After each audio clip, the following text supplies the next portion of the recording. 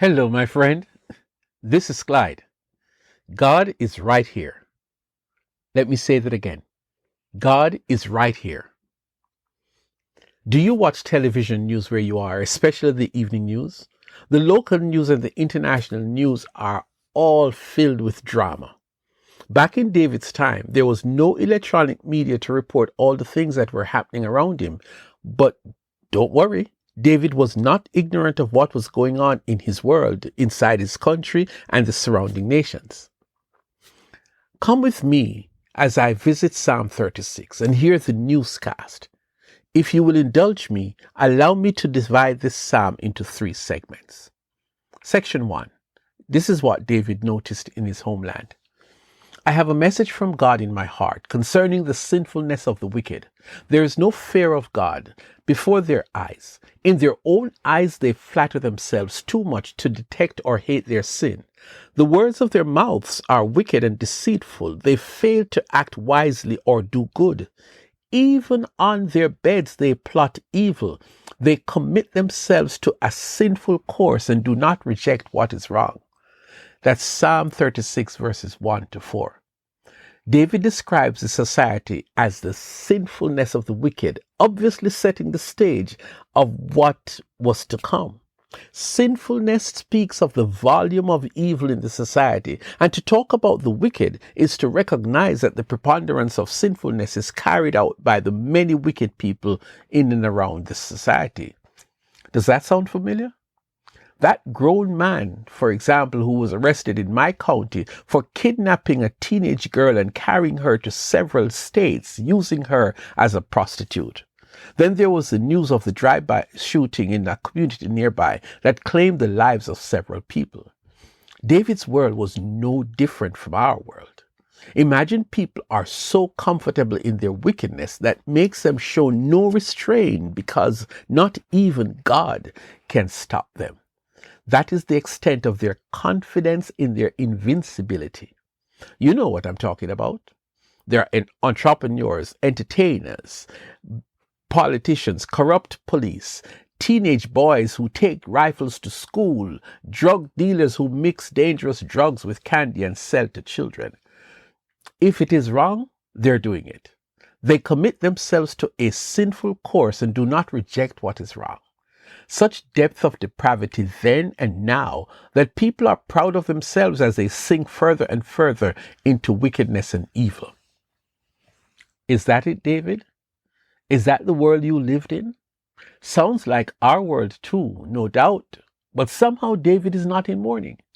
He never throws up his hand in despair because there is something amazing going on. Section 2 of the Psalm. Your love, Lord, reaches to the heavens, your faithfulness to the skies. Your righteousness is like the highest mountains, your justice like the great deep. You, Lord, preserve both people and animals. How priceless is your unfailing love, O God. People take refuge in the shadow of your wings. They feast on the abundance of your house. You give them drink from your river of delights, for with you is the fountain of life. In your light, we see light. Psalm 36, 5 to 9. David practically says that God is still around and his universal love is still active and dynamic. He breaks out in an exciting narrative about God, celebrating God's vast, enormous love. He simply adores God's unlimited faithfulness. Sounds familiar? Because of the Lord's great love, we are not consumed, for his compassions never fail. They are new every morning. Great is your faithfulness. Lamentations 3 verses 22 and 23. David talks about God's righteousness that is unlimited and God's unfathomable justice. I hear you, David. There's a huge fountain of hope in the midst of the wickedness that can be seen for miles around. David is joyful to report that despite there are so many wicked people around, there is a great number of people who are serving God. Let me say that again. Despite the wickedness that is going on, there is a great number of people who are serving God. David says of them, People take refuge in the shadow of God's wings. That reminds me of a similar sentiment expressed elsewhere. He will cover you with his feather, and under his wings you will find refuge. His faithfulness will be your shield and rampart. You will not fear the terror of night, nor the arrow that flies by day. Psalm 91 verses 4 and 5. And in case you feel this is all around you, David is ecstatic that God's people are enjoying their life. For with you is the fountain of life. In your light, God, we see light. Psalm 36 and verse 9. Then we come to the third and final segment of this psalm. Then he has this personal moment with God. Let's hear what David has to say to God in this moment of prayer, as he pours out his heart to God, the powerful God who he was just celebrating. It is a prayer of faith in who God is. Continue your love to those who know you, your righteousness to the upright in heart. May the foot of the proud not come against me, nor the hand of the wicked drive me away. See how the evildoers lie fallen, thrown down, not able to rise. Psalm 36 verses 10 to 12. My friend, David has done it again. Once more, he has taught us about faith in God. Yes, we are living in a world filled with wickedness all around. Celebrities are exposed for the bad things they do in private. The ugliness of wars and crime and greed and cruelty around us is growing, and it is enough to cause us to lose hope. But not David. He knows God. He knows the all-powerful God. That God is still the same God we can celebrate because he is simply the greatest.